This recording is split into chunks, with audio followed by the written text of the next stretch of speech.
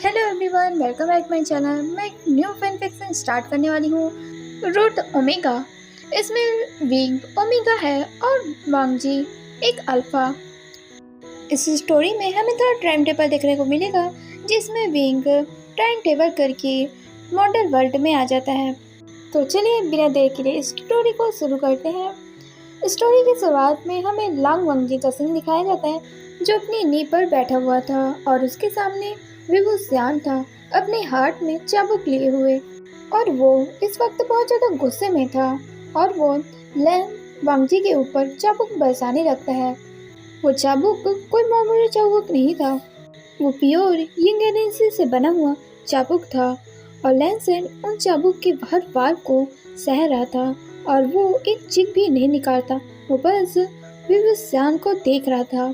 उसकी आंखों में ना तो गुस्सा था ना ही उदासी, उसकी आंखों में सिर्फ एक खालीपन था और वो एक्सप्रेशनलेस उसी आंख को देख रहा था। उसे अब नोज ब्लीडिंग होनी शुरू हो गई थी और उसके शरीर में बहुत सारे जख्म थे जिनसे खून निकल रहा था। वहीं विभूषियान को उसकी ऐसी हालत देखकर भी जरा सा भी तरस नहीं आ रहा था। वो बस उसे बेरहमी से मार ही जा रहा था।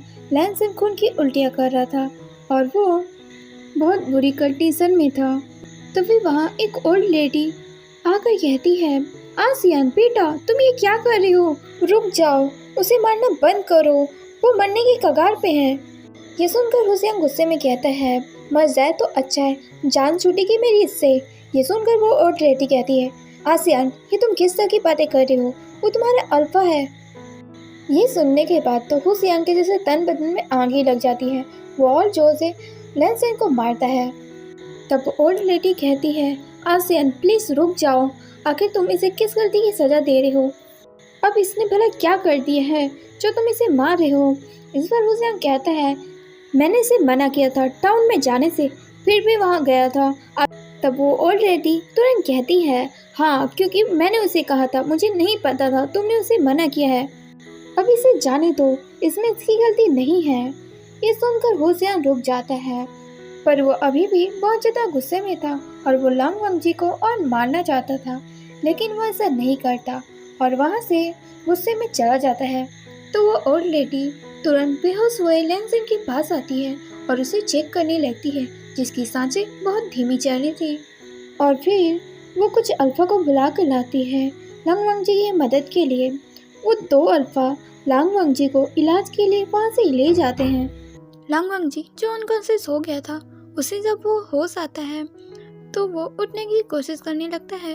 तभी अल्फा कहता है, लेटे रहो, वैसे उठने की कोशिश मत करो, तुम इस वक्त तो बहुत ही ज्यादा जख्मी हो। तब लैंसन उठने की कोशिश नहीं करता। तब दूसरा अल्फा कहता है, मेरी समझ में नहीं आता तुम इतना कुछ क्यों सह रहे हो, यहाँ से तुम भाग क्यों नहीं जाते? आखिर तुम्हें यहाँ रहकर क्या मिल रहा है? वो तुम्हें हमेशा इंसल्ट करते रहता है, फिर भी तुम अब तक यहाँ पर टिके हुए, यहाँ से तुम चले क्यों नहीं जाते? तो वो दूसरा अल्फा भी कहता है, ये बिल्कुल सही कह रहा है, तुम यहाँ से चले क्यों नहीं जाते? तो फिर वहाँ वेंजिंग की आवाज आती है जो कहती है, तुम दोनों को क्या मरना है जो उसे उपसा रहे हो? ये सुनकर वो दोनों पीछे पलटते हैं। वेंजिंग कहती है, अगर आसिया ने ये सुन लिया होता तो अब तक तुम्हारी गर्दन कट चुकी होती, तुम उसके अल्फा को भागने के लिए उपसा रहे हो। ये सुनकर वो दोनों डर से कांप जाते हैं। अगर ये राजू को इसके बारे में पता चला तो वो तो उसे जान से मार देंगे। और वो दोनों कहते हैं, नहीं हमें माफ कर दीजिए, आइंदा से इस तरह की बातें नहीं होगी। बस हमें इन्हें ऐसे देखकर दया आती है, वो इन्हें किसी भी छोटी सी बात के लिए मरना शुरू कर देते हैं, हमें इन्हें ऐसे देखकर बहुत बुरा लगता है। ये सुन वेंजिंग कहती है, अपनी दया अपने पास रखो और अपने काम से काम रखो, नहीं तो इनके जगह बिस्तर पर तुम पड़े मिलोगे। ये मेडिसिन है, इन्हें पिला दो, इन्हें दर्द से आराम मिलेगा। ऐसा कहकर वेंजिंग वहाँ से चली जाती है। तब वो अल्फा लांग वांगजी को उठने में मदद करते हैं। फिर वांगजी अपनी मेडिसिन पी रहा होता है। तभी वहाँ वो ही ओल्ड लेडी फैन आकर वांगजी से कहती है, वांगजी अब तुम्हें कैसा लग रहा है? लैंसन उन्हें प्रॉपरली ग्रीट करने लग रहा होता है। तो वो ओल्ड लेडी वैन कहती है, तुम बस आराम करो। लैंसन कहता है, आपने उससे झूठ बोला। ये सुन ओल्ड लेडी कहती है, इस बारे में बातें मत करो, और लैंसन के सर पर बड़े प्यार से अपने हाथ फहराती है। असल में उस ओल्ड लेडी ने भी हुसियान से झूठ बोला था। उसने वांग जी को टाउन में भेजा था, पर ऐसा बिल्कुल भी नहीं था। वो बस वांग जी को बचाना चाहती थी। वो थोड़ी देर वांग जी से बातें करती है, उसके बाद वो वहाँ से चली जाती है। वांग जी को तो अपनी पूरी बॉडी में काफ़ी पेन हो रहा था। वो बस अपने बिस्तर पर लेटा हुआ था और मन में सोच रहा था, जब हुसियान उसे मार रहा था तब तो उसे उतना पेन नहीं हुआ, लेकिन हुसियान के ना होने पर उसे और भी ज़्यादा पेन हो रहा है। जब वो उसे मारता है तो वो कम से कम उसे देख पाता है और उसे अपना पेन बिल्कुल भी फील नहीं होता, पर उसके ना होने पर उसे जितना दर्द होता है वो कोई नहीं समझ सकता। लैंसन अपने मन में सोचा था, कुछ महीने पहले उसकी लाइफ बहुत ही नॉर्मल थी और वो बहुत ही ऐशो आराम और एक बिना डर की लाइफ जीता था, पर अब उसे हर पल ये डर ही लगता है, पता नहीं हुसैन को किस बात पर गुस्सा आ जाए और वो उसे मारना शुरू कर दे। 3 महीने पहले उसे अपने सेक्टर से येलिंग लाजू के बारे में पता लगाने के लिए मिशन मिला था। उसे ये बताया गया था, येलिंग लाजू ने कई छोटे सेट को तबाह करके वहाँ के ओमेगा को बंदी बना लिया है। वो एक नंबर का अयास है और सभी को यही लगता था येलिंग लाजू एक अल्फा है। तो वो येलिंग उसके बारे में पता लगाने, उस पर नजर रखने के लिए येलिंग आया था। वो येलिंग के टाउन में एक सराय पर रुका हुआ था। वो सराय के को-वर्कर से येलिंग लाजू के बारे में पूछताछ करने लगता है। तब उसे पता चलता है येलिंग लाजू का ठिकाना दफान पर्वत है और वहाँ किसी भी अल्फा का जाना मना है। जो भी अल्फा वहाँ जाता है वो कभी वापस नहीं आता। येलिंग लाजू उन्हें मार डालते हैं और उसे बहुत सी चीज़ें उस कोवर्कर से पता चल जाती है। येलिंग लाजू को किसी ने देखा, वो अपने फेस में हमेशा मास्क पहने रहता है और उस कोवर्कर से उसे ये भी पता चलता है येलिंग के लोग येलिंग लाजू को काफ़ी पसंद करते हैं क्योंकि वो हर किसी की मदद करता है, हालांकि वो काफ़ी गुस्सैल है। ये सारी इंफॉर्मेशन देने के लिए लैंसन उस कोवर्कर को कुछ सिक्के देता है। तो वो कोवर्कर कहता है, मैं तुम्हें सलाह देना चाहता हूँ, अगर तुम्हें येलिंग लाजू से मिलना है तो दफान पर्वत में मत चले जाना। उसे ये बिल्कुल भी पसंद नहीं है कोई भी अनजान अल्फा दफान पर्वत में आए। अगर तुम्हें उससे मिलना है तो तुम्हें कुछ दिन वेट करना होगा। वो अक्सर यहाँ वाइन लेने के लिए आते रहता है, तब तुम उससे मिल सकते हो, शायद वो तुमसे बात कर ले, पर उसे दफान पर्वत में मिलने मत चले जाना। अब लैंसन वेट तो करने वाला नहीं था और वैसे भी उसे बात थोड़ी ना करनी है, वो तो उसको बस देखना चाहता है और उसे काफ़ी क्यूरियोसिटी हो रही थी आखिर येलिंग लाजू दिखता कैसा है। और वो बिना देर के लिए दफान पर्वत के लिए तरफ निकल जाता है। दफान पर्वत में जाने के बाद उसे पता चलता है दफान पर्वत में रहने वाले लोग ज़्यादातर ओमेगा है, अल्फा तो बस गिने चुने हैं और कुछ बीटा भी है। लैंसन उन सब से छुपा हुआ था और छुप कर उन्हें देख रहा था। उसने कुछ की बातें सुन ली। उसे पता चला ईस्ट में जो केप है येलिंग लाजू वहाँ रहता है। वो बिना देर के लिए उस दिशा में चलने लगा। तभी कुछ दूर जाकर उसे बहुत सी स्वीट सी सेंट आती है और वो उसे स्मेल करने लगता है और वो उसे स्मेल करता हुआ उस दिशा में जाने लगता है। वो सेंट उसे काफ़ी ज़्यादा अट्रैक्ट कर रही थी। वो समझ जाता है ये किसी ओमेगा की सेंट है जो हवा में फैल रही है। कुछ दूर में उसे एक पॉन्ड दिखाई देता है। वो एक पेड़ के पीछे छुपकर वहाँ देखने लगता है। उस पॉन्ड में एक ओमेगा था जिसकी बैक को वो साफ देख पा रहा था। लैंसन अपनी नोज को कपड़े से ढक लेता है ताकि वो अपना आपा ना खोए और वो सेमलेसली उस ओमेगा को देख रहा था, उसकी बैक को, और फिर वो अपनी लिप्स को बाइट करता है और उस पेड़ के पीछे ही छुप जाता है। वो उस ओमेगा को नहीं देखता और खुद से कहता है इस तरह से किसी को देखना अच्छी बात नहीं है, पर ये ओमेगा इस तरह से अपनी सेंट को भी खबर होकर कैसे रेस कर सकता है। दफन पर्वत में तो कुछ यंग अल्फा भी हैं जो इसकी सेंट से अट्रैक्ट होकर इस पर अटैक भी कर सकते हैं। क्या इसे किसी बात का डर नहीं है? वांग जी तो अपने मन में ये सब सोच रहा था। वहीं हुसियांग तो बेखबर होकर उस पॉन्ड में नहा रहा था और अपनी ओमेगा सेंट को रेस कर रहा था। इस एरिया की तरफ कोई भी अल्फा नहीं आता, सख्त मना है। तो हुसियांग को किसी बात की चिंता नहीं थी और बेखबर होकर अपनी सेंट रेस कर रहा था। अगर कोई अल्फा आ भी जाए तो हुसियांग तो इतना कैपेबल है, वो खुद को प्रोटेक्ट कर सकता है। आफ्टर ऑल वो येलिंग लाजू जो है। लैंसन जो पेड़ के पीछे छुपा हुआ था उसकी आंखें गोल्डन हो जाती है। वो अपनी अल्फा फॉर्म में आ रहा था। वो खुद से कहता है मुझे जल्द से जल्द यहाँ से निकलना होगा। वहीं हुसैन को ये भनक लग जाती है उसके आसपास कोई न कोई है, तो वो आवाज लगाता है कौन है यहाँ। उसकी आवाज काफी ज्यादा सख्त थी और इतनी बहुत ही खतरनाक। लैंसन ने कभी भी किसी ओमेगा की इतनी कठोर आवाज नहीं सुनी थी। वो थोड़ा सा सहम गया था। वो बस येलिंग लाजू को देखकर यहाँ से चुपचाप निकलना चाहता था, पर यहाँ तो इस ओमेगा ने उसे देख लिया तो गड़बड़ हो जाएगी। वहीं हुसैन को चिल्ला रहा था आखिर यहाँ कौन है, किसकी इतनी हिम्मत जो इस एरिया की तरफ आया। तभी उसे दूसरी तरफ से वेंचिंग की आवाज आती है, आसियान मैं हूँ, मैं तो बस तुम्हारे लिए कपड़े लेकर आई हूँ। तब आसियान थोड़ा रेप फिर करता है और वो वेंचिंग से बहुत स्वीट तरीके से बात करता है। लैंसन मौके का फायदा उठाकर तुरंत वहाँ से निकल जाता है। वी और वेंचिंग का ध्यान उस पर बिल्कुल भी नहीं गया था, पर हुसैन को तो इस बात का एहसास हो गया था कोई न कोई अल्फा उसके टेरिटरी में आ गया है। और ये बात वो वेंची को भी बताता है। उसे ऐसा लग रहा है जैसे कोई अल्फा दफन पर्वत में आया है। दूसरी तरफ लैंसन उस जगह से निकलकर काफी दूर आ गया था और चुपके से वहां से जाने के बारे में सोच रहा था। इतने में कुछ ओमेगा की नजर लैंसन पर पड़ जाती है, जो छुप कर वहां से निकलने की कोशिश कर रहा था। वो सभी ये देखकर येलिंग लाजू को आवाज देने लगती हैं और लैंसन पर सीधा अटैक ही कर देती हैं। येलिंग लाजू ने जिन ओमेगा की कल्टीवेशन अच्छी है उन्हें गार्ड करने के लिए कहा था और वो सभी वही काम कर रही थी। लैंसन तो उनसे पहले बच गया था, पर इस बार उनकी आंखों के सामने से नहीं बच पाया। वो सभी वांगजी पर अटैक कर देती हैं और लैंसन बस डिफेंड करता है और वहां से निकलने की कोशिश करता है। लैंसन तो बड़े आराम से उन पांचों ओमेगा को हैंडल कर पा रहा था और निकल रहे होते हैं। इतने में हुसैन अपनी ब्लैक फॉग की मदद से वांगजी को पकड़ लेता है। वांगजी तब अपनी नींव पर आ जाता है। तब एक ओमेगा वांगजी की गर्दन पर अपनी तलवार रख देती है और वहाँ जो बाकी ओमेगा रहती है वो सब साइड हट जाती है। वहाँ पर हुसैन चलते हुए लांग वांगजी के सामने आ जाता है। सभी ओमेगा येलिंग राजू कहकर उसे ग्रेट करती हैं। लैंसन सरप्राइज होता है। येलिंग राजू एक ओमेगा है तो वो इसलिए वो अपना फेस छुपाते हैं। वो इतना ब्यूटीफुल जो है। और वो हुसैन को देख रहा था ऊपर से नीचे तक।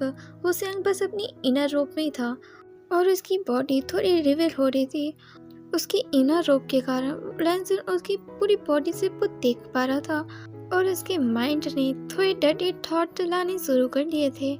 उसका गला सूखने लगा था और वो मन में कहता है मेरी गर्दन पर तलवार है फिर भी मुझे इस तरह के ख्याल आ रहे हैं। लांग वांगजी सेमलेस, तुम क्या सोच रहे हो? तभी विभूषण कहता है मेरी समझ में नहीं आता तुम जैसे अल्फा में इतनी हिम्मत आती कहाँ से है।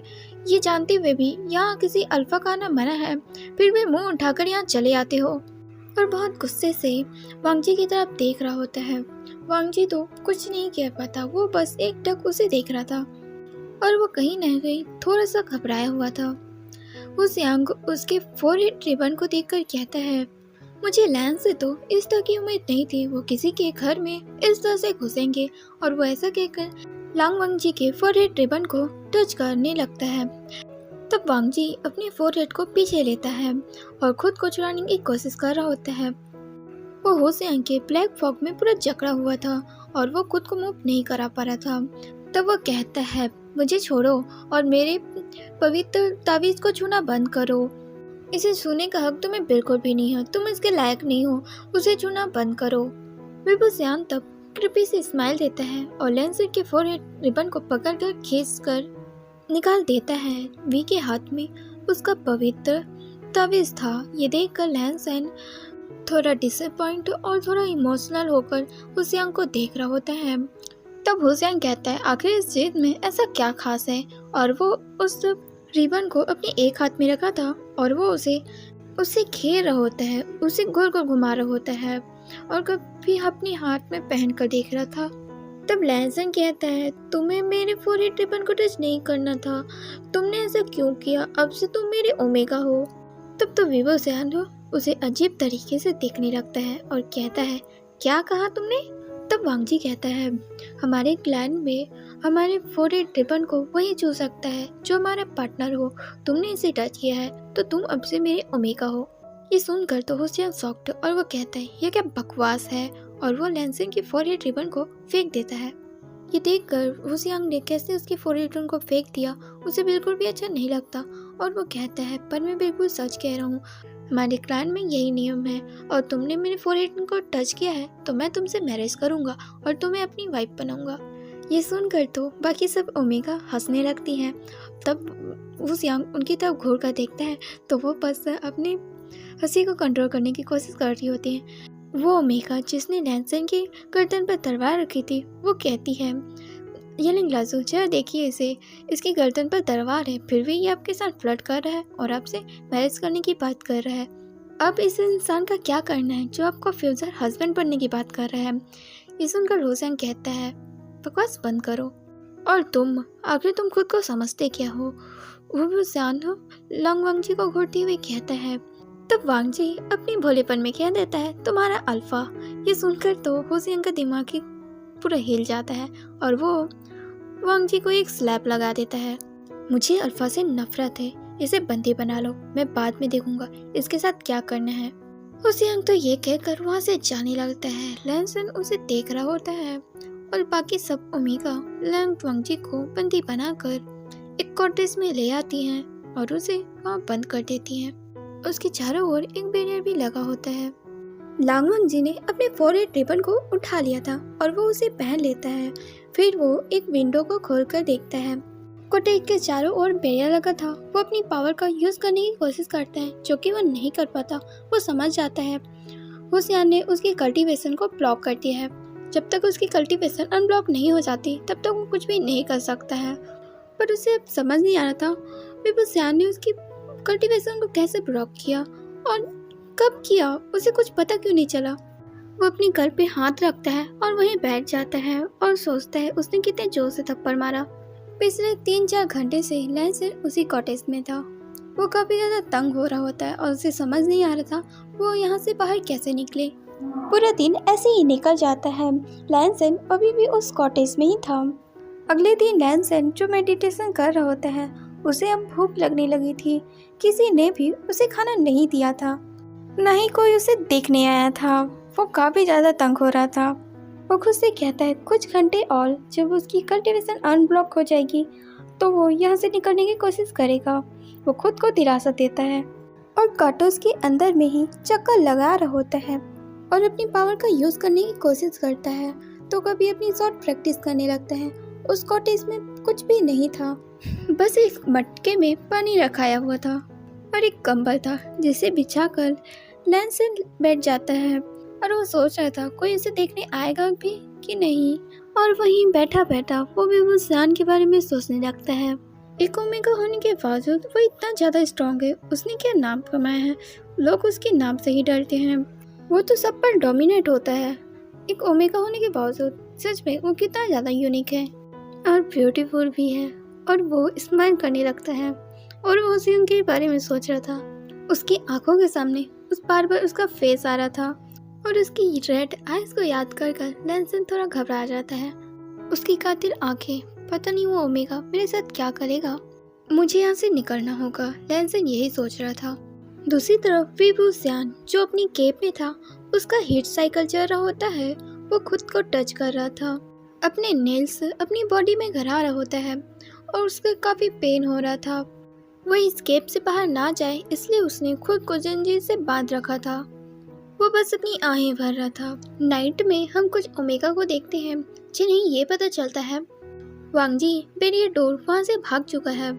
तो सभी वांगजी को ढूंढ रही होती हैं और काफी ज्यादा परेशान हो जाती है। वहीं लांग वांगजी सबसे छुप कर वहाँ से निकलने की कोशिश कर रहा होता है। वो काफी फॉरेस्ट इलाके में छुपा हुआ था, सभी उसको ढूंढ रहे होते हैं। काफी ज्यादा अंधेरा भी हो चुका था और लैंसन को कुछ भी दिखाई नहीं दे रहा था। उसे काफी दिक्कत होती है पर उसकी गोल्डन आइज की वजह से वो जैसे तैसे फॉरेस्ट को पार कर लेता है और वो एक केव के सामने आ जाता है जिसके अंदर लैम्प जल रही होती है। कुछ ओमेगा जो उसे ढूंढ रहे होते हैं उसकी उन्हें आवाज आती है जो उसी की तरफ आ रहे थे। लैंसन ज्यादा नहीं सोचता और वो केव के अंदर चले जाता है। उस केव के अंदर ऐसी छोटे छोटे और गुफा थी और उस पूरी गुफा में एक फैमिलियर सेंट फैली हुई थी, उसे समझ आता है वो शेर की गुफा में आ चुका है। वो इस वक्त एलियन राजू के केप में है और वो आसपास देखने लगता है।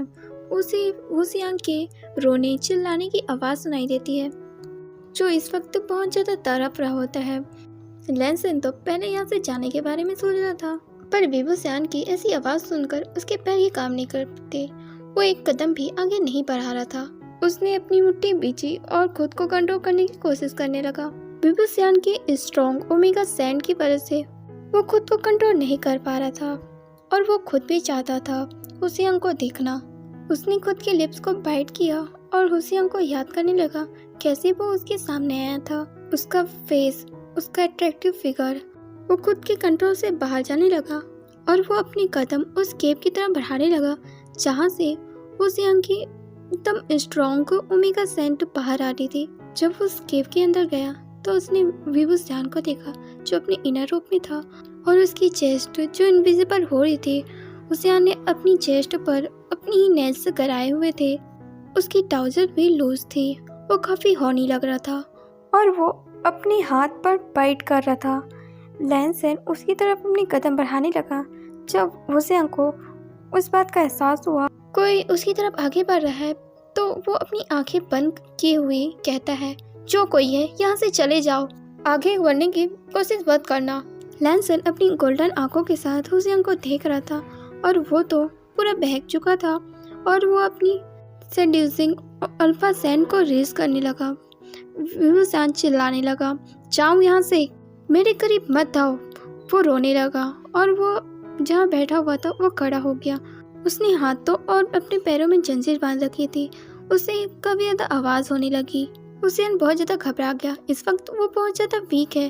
अपनी हीट के टाइम उसकी पावर भी उस वक्त ज़्यादा साथ नहीं देगी। लैंसन जो उसकी तरफ आगे बढ़ रहा था तब विभूषण के आसपास ब्लैक फॉग जमा हो जाती है जो उसे प्रोटेक्ट करने की कोशिश कर रही थी। लांग वंगजी अपनी पावर का यूज़ करने लगा और सीधा उसने हुसियांग के ऊपर अटैक ही कर दिया। वो उस ब्लैक फॉग की वॉल को तोड़ने की कोशिश करने लगा। वो अपने अल्फा फॉर्म में आ रहा था और अपने पावरफुल अल्फा फॉर्म में आकर उसने उस ब्लैक वॉल को अपने सामने से हटा दिया और उसने सीधा हुसियांग के हाथ को पकड़ लिया और फिर उसके वेस्ट पर अपने हाथ रखकर उसे अपनी तरफ पुल किया। तब विभूषण ने अपनी आंखें खोल ली और वो लांग वंगजी को देखने लगा। अपने सामने इतने हैंडसम एलिगेंट अल्फा को देखकर उसकी आंखें चौड़ी हो गई और वो लस्टफुली उसे देखने लगा। अपने हीट के कारण एक पल के लिए वो लैंसन की ब्यूटी में ही खो गया, पर उसने जल्दी अपना होश संभाला और वांगजी को धक्का देते हुए कहता है, छोड़ो मुझे, यहाँ से चले जाओ। वांगजी तो अब अपने सेंस में नहीं था। वो बस अपने डिजायर को फुलफिल करना चाहता था। उसने विभूषण को उसे अपने और करीब खींचा और उसे मार कर दिया। वो उसकी नेक्स को बहुत बुरी तरह से बाइट कर रहा था। विभूषण की तो चीख निकल गई। वो उसकी चेस्ट में मारने लगा। लैंसन उसके बाइट करना छोड़ अब उसके फेस में किस करने लगा। तब हुसियांग ने अपनी ताकत जुटाकर लांग वंगजी को धक्का दिया और वो अपनी नेक पकड़कर वहीं बैठ गया और उसकी आंखों से आंसू निकलने लगे। लैंसन तो उसके करीब बढ़ने लगा। हुसियांग तो बहुत गुस्से से उसे देख रहा था और फिर उसने ब्लैक फॉग से वांगजी पर अटैक कर दिया। वांगजी दूर वॉल पर से टकरा गया, पर वो दोबारा खड़ा हुआ और हुसियांग की तरफ आगे बढ़ने लगा। विभूषण तब चिल्लाने लगा। वो अपनी हीट के कारण कुछ ज़्यादा नहीं कर पा रहा था। उसे अपनी बॉडी में काफ़ी पेन हो रहा था और वो लांग वंगजी की सेड्यूसिव सेंट की वजह से पागल हो रहा था। वो अपनी कंट्रोल से बाहर जा रहा था। वो चीखने लगा, चिल्लाने लगा। वांगजी तब आकर उसे सीधा हक कर लेता है। तब विभूषण शांत हो जाता है, पर उसकी आंखों से आंसू निकल रहे होते हैं। वो कहता है, मुझे टच मत करो, मैं अपना कंट्रोल से बाहर हो रहा हूँ। तब लांग वंगजी उसके कानों पर विस्पर करते हुए कहता है, मैं ऑलरेडी कंट्रोल से बाहर हूँ, मुझे माफ़ कर देना। लैंसन की गर्म सांसें वो खुद पर महसूस कर पा रहा था। लांग वंगजी उसे किस करने लगा। हुसियांग को अब ऐसा लग रहा था जैसे वो गहरे समुद्र में डूबता जा रहा है। वो लैंसन की टच में मेल्ट हो गया। सो गाइस, आपको कैसा लगा ये part? I hope you like the video. आपको ये स्टोरी अच्छी लग रही है तो प्लीज़ मुझे कमेंट करना। And thanks for watching.